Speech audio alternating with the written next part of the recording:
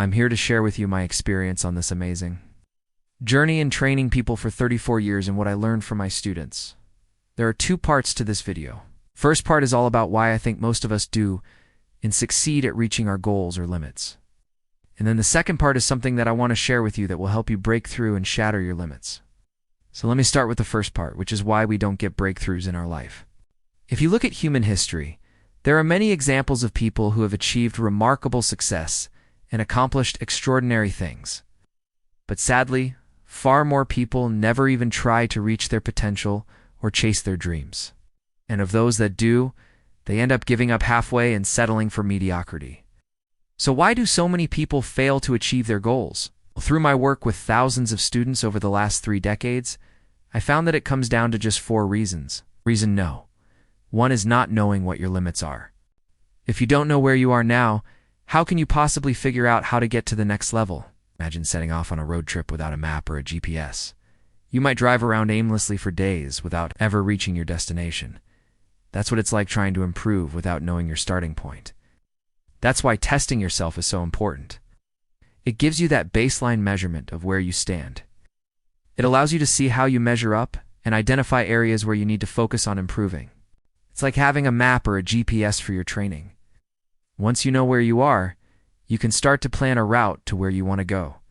This is why we spend time at the beginning of each program helping the students get tested so they know where they're restarting from. Reason no. 2 is fear. Fear of failure, fear of success, fear of what others will think of them if they push themselves and maybe don't succeed. They feel embarrassed or they feel like a failure. They have all these negative thoughts and beliefs holding them back. What I found working with people for over 30 years is that almost every single person has some type of fear that's holding them back. But the difference between those that succeed and those that don't is simple.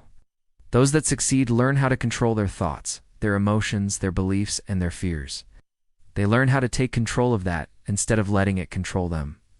For example, you may have the goal of running a 5K, but you're afraid of what other people will think of you if you show up and you re-slow. You let that fear control you, and you end up not even showing up. Or maybe you're afraid of failing to meet your own expectations.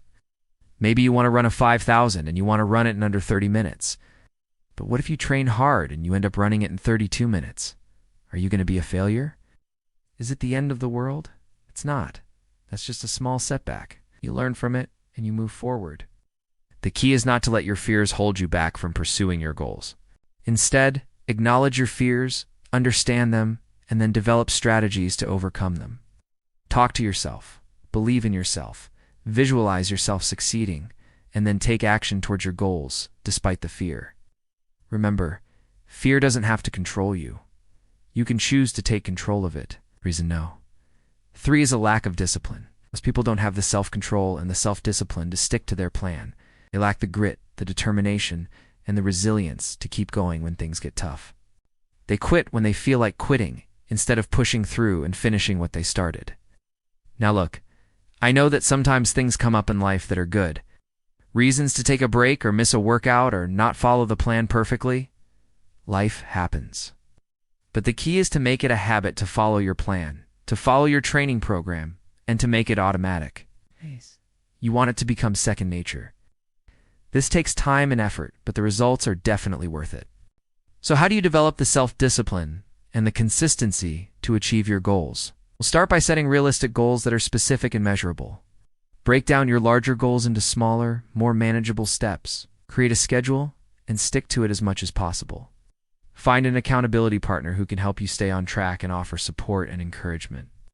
Reward yourself for staying on track and celebrate your successes along the way. Remember, developing self-discipline takes time and effort, but the results are definitely worth it. And finally, reason no. 4 is poor planning. Many people dive into training without a plan. If they do and set goals, or if they do and have a clear idea of what they want to achieve. Others might have a plan, but it's too complicated or too overwhelming, and they end up getting lost or demotivated halfway through. Now look, I get it. Planning can be intimidating, but it doesn't have to be. In fact, I found that the best plans are actually quite simple. They focus on the most important aspects of training, and they leave room for flexibility and spontaneity. A great plan should include a clear statement of your goals, a timeline for achieving those goals, and a list of the steps you need to take to get there. It should also include strategies for dealing with setbacks and staying motivated. Planning helps you stay focused, motivated, and on track towards your goals. It allows you to visualize your success and make any necessary adjustments along the way.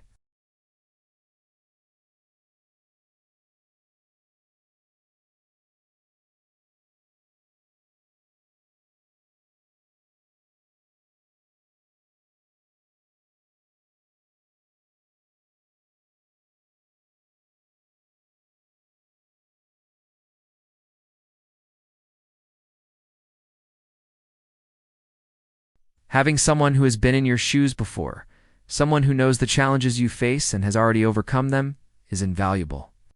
Here's what a coach brings to the table. First, a coach provides objective feedback. When you're working out alone, it can be hard to know whether you're doing things correctly or not. You might have bad form or technique and not even realize it. A coach can spot these issues quickly and correct them, which can save you from injury and help you get better faster. Second, a coach keeps you accountable. We all have times when we don't feel like working hard or sticking to the plan. But a coach is there to keep you honest and on track. They'll help you push through the tough times and celebrate your successes along the way. Third, a coach provides a fresh perspective. When you're struggling with a particular lift or exercise, a coach can come up with new ways to help you approach the problem and find solutions you might not have thought of on your own. They'll help you try different techniques and find what works best for you. Fourth, a coach provides emotional support. Training can be mentally and physically challenging, but a coach is there to offer encouragement and help you stay positive. They'll help you through the tough times and celebrate your victories together. Finally, a coach helps you break through plateaus. We all hit plateaus in our training where we stop making progress towards our goals. A coach can spot when you restuck and help you break through the plateau and reach the next level. They'll adjust your plan as needed and help you make the changes necessary to get over the hump. If you want to shatter your limits and achieve your goals, consider finding a coach or a mentor who can guide you on your journey. With the right support, you can achieve extraordinary things. Thank you for watching this video. Hope you found it helpful. If you have any questions or comments, please feel free to leave them below. And remember, if you want to smash your limits and achieve your goals, you can do it.